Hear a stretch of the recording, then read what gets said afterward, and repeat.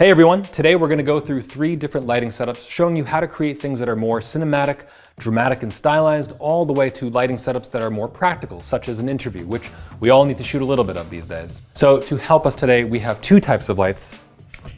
We have the Godox MS60R and the Godox RS60R. Now these on the surface look very similar, they're almost identical, but there are some internal differences, not to mention this one's black, this one's gray, but they're gonna help us get the job done. Like I said, we have 6 of them, so we can really have some fun here. By the way, forgive me if it's a little dark in here. Right now, we're only using the ambient light that you can see within the apartment. There's nothing on but the lights that were here, so we haven't set anything up now. Our first setup for the day is going to be a cinematic nighttime TV shoot where our 2 characters who are sitting right beside me are just watching and who knows, perhaps just dozing off to the glow of the TV. So at first we're going to start with this and then it's going to turn into this.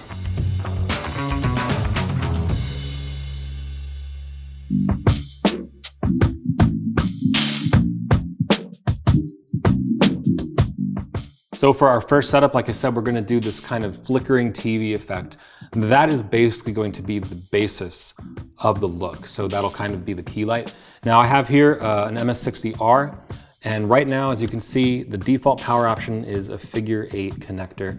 And I could plug it into the wall, but I want to put it like basically right here and not have to worry about it. So one of the things they give you in the kit, very generously so, they give you 2 batteries per light, so a total of 8 batteries. And I'm just gonna swap it out and put this right on. And now when I turn it on, unlock it, there you go. Now if you're worried, there's USB-C charging on the back and you can even directly charge the light, directly power the light, my bad, right here. So USB-C on the body of the light itself. So even if the battery is not available to you or you only have this, for example, you could just use USB-C power. Anyway, so let's go into the effects modes. So I'm just going to change the mode here. We're going to go to effects. Now, right off the top, we have flash, lightning, cloudy, broken bulb, TV. That's what we want. And you can see already over here, it's kind of throwing little shades of, looks like mostly teals, greens. So if we look here, we can see that it's kind of casting these colors straight ahead at our subjects. And I'm just gonna leave the light right here. Now I might come back and throw a modifier on here to soften the light a bit. We have a bunch. So if I feel that as we establish this look that it's necessary, I'll come back and I'll show you just what we do. Let's move on.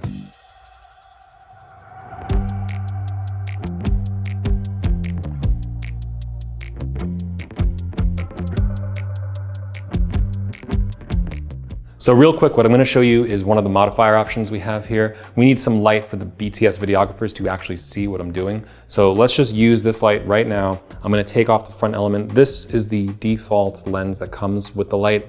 This gives you a bit of a spread of the light, but it's still kind of harsh.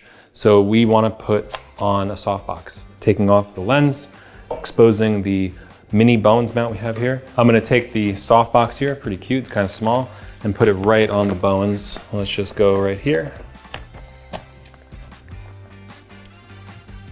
And there it goes.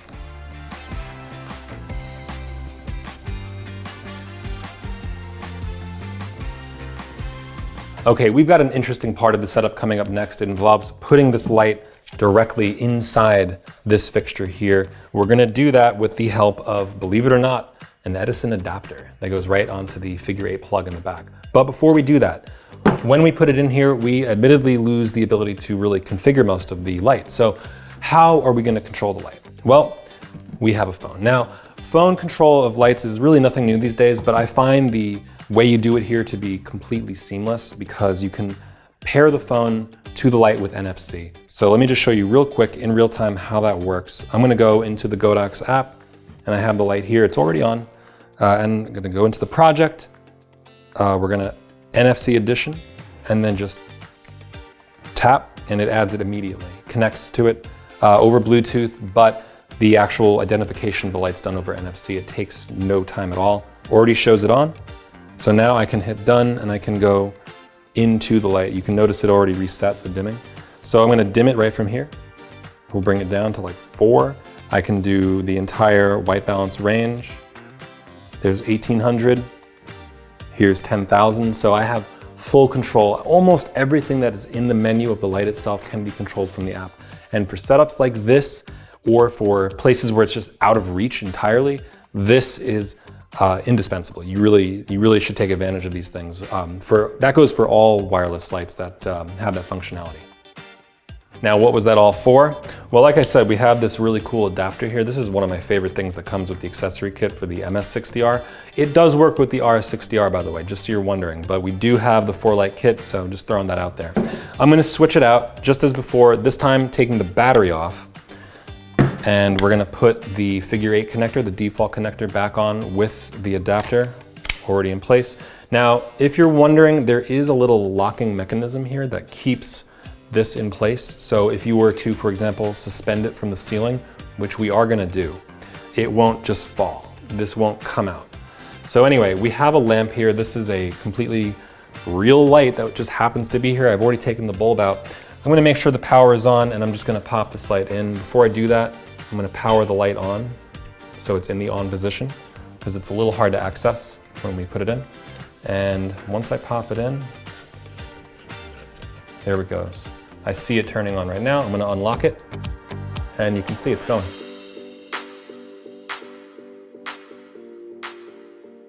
All right, so what I've done here is I've added all 3 lights to the app.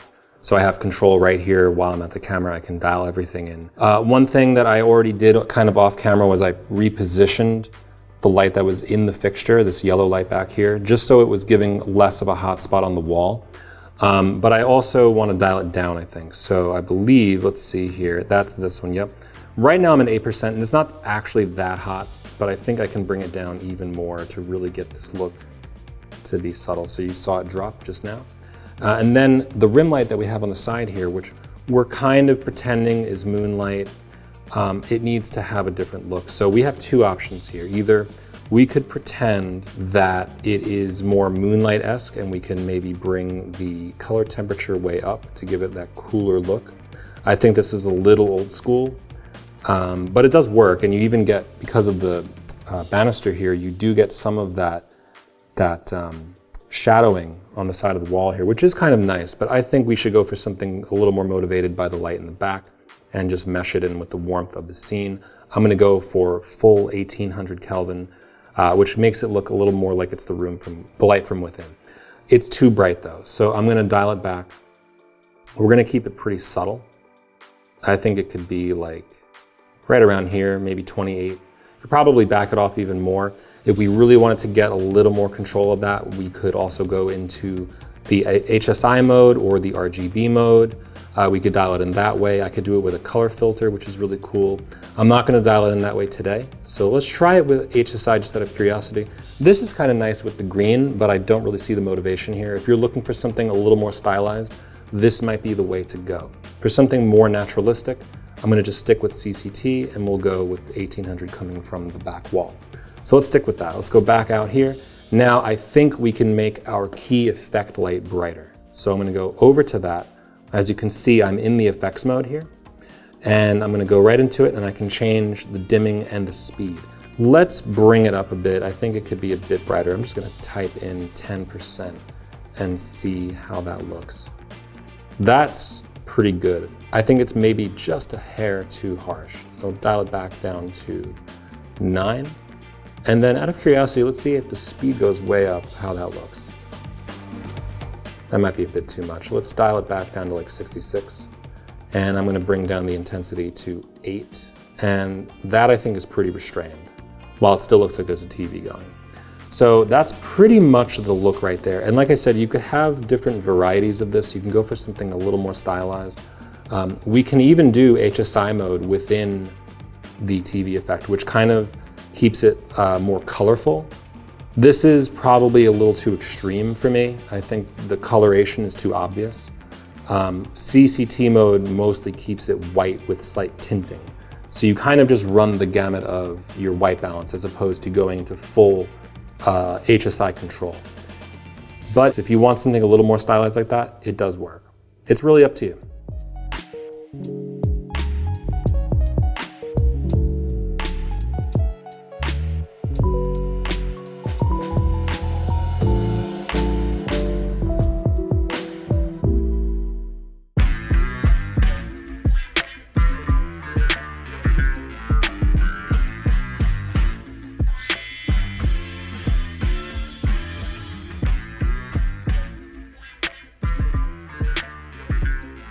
All right, so we're here just setting up for the scene that you just saw.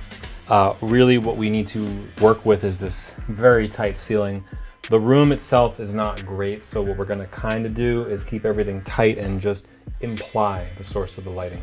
I want a reading lamp, something that Scott here, who has already fallen into the role, he has fallen asleep. There, okay, there we go, he's alive. So I just want to soften this light a little bit. Right now there's nothing on here. I have in my hand though, a little dome diffuser. This is magnetic, and this goes right into a mini Bowens connector. This is actually the RS60, so very similar light. I believe, off the top of my head, the only difference is the lack of an XY color mode and CRMX functionality, but otherwise very similar. So I'm gonna just detach the lens here, put on the mini Bowens, and I have it here right where a reading lamp would approximately be, and we're gonna dial this in. I'm gonna fill out some color in the walls here just to give it something a little more, I don't know, horror-esque. And then the flickering lights outside, we're gonna still get in place. But yeah, we're working on it.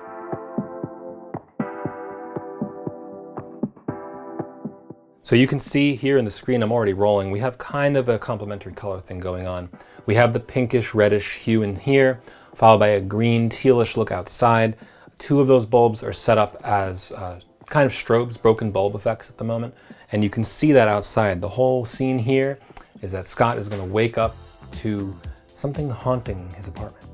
And he doesn't quite know it, but he feels it. He's gonna get up, exit, and see what's going on. And we're just gonna color the environment with the lights we have here. So just one more modification. I wanted to dial down the light a little bit, and I noticed one other difference between the RS and the MS60s that I thought was worth mentioning. The MS60s can use gel modes, so they can emulate Lee and Roscoe gels inside the light itself, which if you're used to lighting that way, if you're used to lighting in more of a classical way, you can do that. You can use gels. Now, we don't have that option with the RS60, but we still have HSI and RGB control. Now right here, I have this set to 2800 Kelvin. Let's say I wanted to warm it up. Technically, I could just bring this all the way down to its minimum of 1800, but I think that's just a little too much, so I'm going to go into HSI mode. And I'm going to go somewhere in the yellow-orange region and see how that looks as I go across. Here we go. So then I'll brighten it up a little bit. And I think I'll take some of the saturation out. I'm at 100% right now. I'm going to bring that down to 75, which gets us something a little less intense, but still definitely on the warmer side.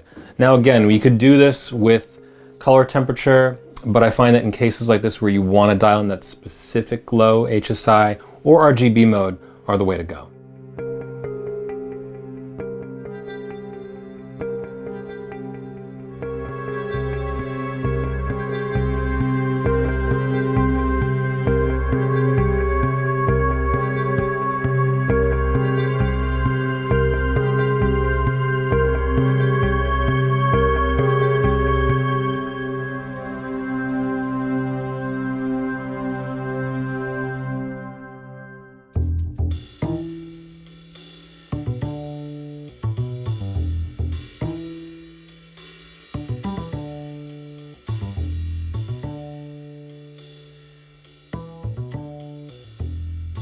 One thing I wanted to try for our last setup of the day, we're going straight into an interview, and I wanted to try this right here. This combination of the DL5 light and the SZL2. Now this kind of treats it like a Fresnel lens.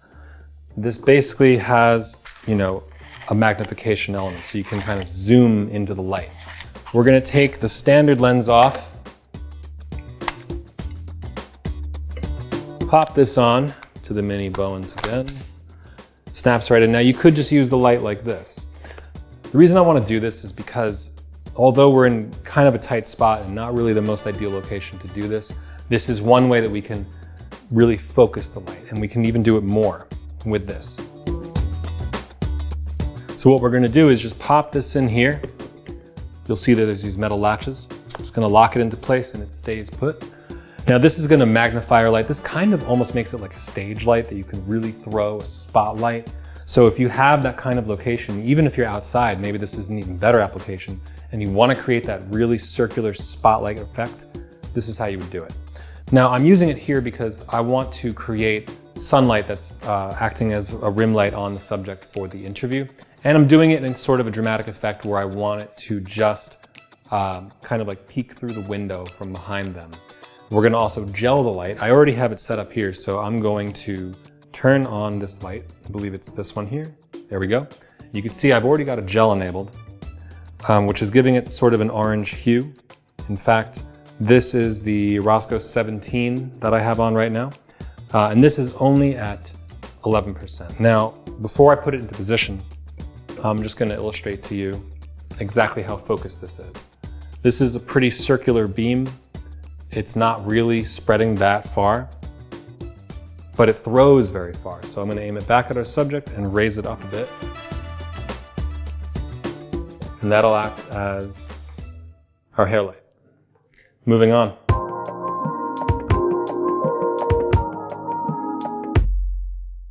I am doing this backwards, admittedly. Normally I would want to start with the key light and just establish that up front, but I could not resist getting my hands on that modifier.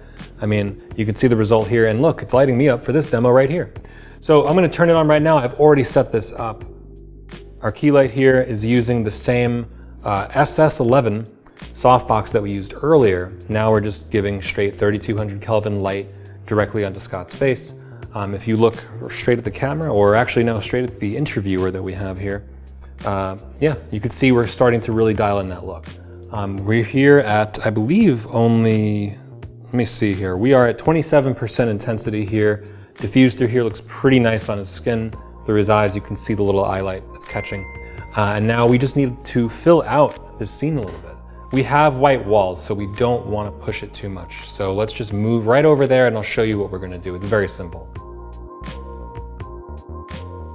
So for the fill, I am a big fan of having that complementary darker shadow area that you see a lot in interviews. It's a really easy way to make things separate and pop. So I already have this set up. Let me turn it on real quick, but I'm going to do something else after I turn it on. So we have this here set for 7700 Kelvin now. You look at the camera over there and this looks disgusting right now, I'm sure. So what we're instead going to do is cut some of the light physically with barn doors. These are magnetic and they go right on the front. Now there happen to be other smaller diffusion elements that you can get that change the angle of the beam if you put them right on the front here, but we're using the stock lens and that already has magnets that allow you to directly attach the barn doors. So open it up and just put it right on the front. And now I'm going to raise it up to get some height, change the shadows a bit, and then flag off the light from Scott's face. So we're just getting a little bit of that complementary cool tone behind him. All right, job well done. Thank you, Scott. I'll take it from here. Much appreciated. The seat is warm for you? Oh, let's see. Oh, yeah, it is. Okay. Perfect. All right. Well, everyone, so that was our 3 looks for the day. I hope you enjoyed. They're pretty basic, admittedly, but it really is a taste of what you can do here. The MS60R and the RS60R are very similar lights, but what you get is powerful, flexible color options, a huge white balance range from 1800 to 10,000 Kelvin. That gives you a lot of flexibility. Even this setup goes a little bit within those bounds, so it's really nice to see. The mobile compatibility was one of my favorite parts about these lights. At its peak, we had all 6 lights going on our phones and able to dial in the intensity, the white balance, the effects modes, all without having to go up and touch them over here, because after all, they were suspended from the ceiling. And speaking of that, the Edison socket adapter is one of the more fun things that were in the box. I don't think I've ever seen that on a light before, so that was really cool to get to use here. And honestly, DPs in particular should be really attentive to that, because how many times have you been on set and you want to replace that incidental bulb and you can't, or you just have to deal with it. You have to gel it, you have to figure out how to dim it.